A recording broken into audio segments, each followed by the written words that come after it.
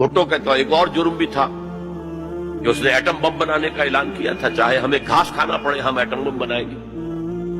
اور کسنجر نے کہہ دیا تھا well make an example of you, پاس نہیں آؤ گے اگر تو تمہیں یہ نشان عبرت بنا دیں گے.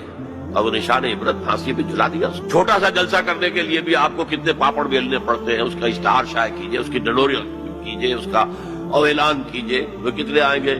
200-400 آ گئے تو بڑی بات. یہاں وہ کچے دھاگے سے بندھے آ رہے ہیں، نہا دھو کر کپڑے بدل کر عطر لگا کر چلے آ رہے ہیں.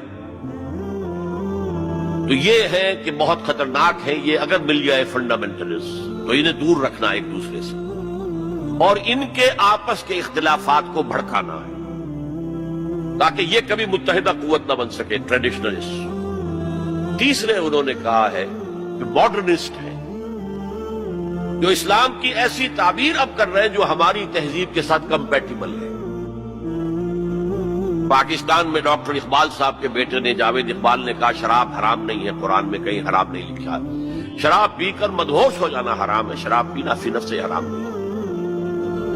ایک اور ان کے ہم نام دانشور ہیں، ٹی وی پر کافی اب آ رہے ہیں، انہوں نے کہا اسلام میں کوئی پردہ نہیں ہے، تو کلچر تھا، وقت کا کلچر تھا عرب کا، اس کا کوئی اسلام سے تعلق نہیں.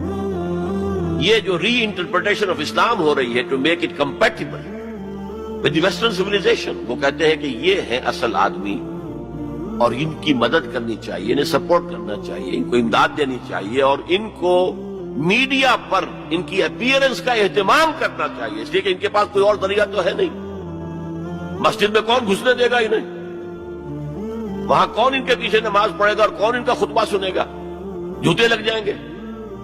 لہذا ان کو جو ہے میڈیا پر لاؤ اور اس پر عمل ہو رہا ہے. اور آخر اس نے کہا جو خالص سیکولر مسلمان ہے وہ تو ہمارے ہی ہے، اس میں تو کوئی اشکال ہی نہیں ہے. جو یہ سمجھتے ہیں کہ اسلام نام ہے نماز روزہ حج زکوٰۃ کا، عقائد کا، کچھ رسومات کا، عقیقہ ہے، شادی میں ایجاب و قبول ہے، مردہ کو دفنانا ہے، کفنانا ہے، بس یہ تو کرتے رہیں گے، ہمارا تو کوئی ان سے جھگڑا نہیں ہے. باقی وہ اس کو کوئی سیاسی نظام، اس کو کوئی معاشی نظام، کوئی معاشرتی نظام سمجھتے ہی نہیں، سیکولر ہے. لہذا ان دونوں طبقات کو سپورٹ کرو اور یہ جو دو طبقات پہلے ہیں ان کے خلاف جدوجہد کرو. یہ ہے موسٹ ریسنٹ پالیسی ایڈوائز جو دی گئی ہے امریکہ کی حکومت. بہرحال میں نے کہا تھا کہ ایک طرف تو رینائسنس کی تحریک چل رہی ہے، اس کے بارے میں اپنا تجزیہ پیش کر دیا. دوسری طرف ہمارے زوال کا عمل اور گہرا اور گہرا اور گہرا ہوتا چلا گیا.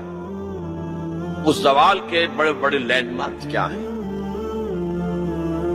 1967 وار میں عربوں کو ایسی ہزیمت ناک شکست ملی ہے، ایسی ہزیمت ناک شکست کہ شرم سے سر جھکائیں قیامت تک، تب بھی وہ داغ نہیں دھویا جا سکتا. ہاں مصریوں نے دھو دیا تھا 1973 کی جنگ میں، لیکن اردن، شام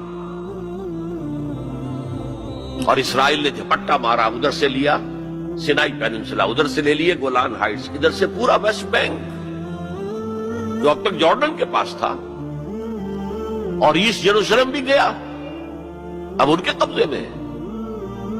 فرام 1967 یہ عالم عرب کے اعتبار سے یہ ہمارے زوال کا ایک بہت بڑا لینڈ مارک ہے.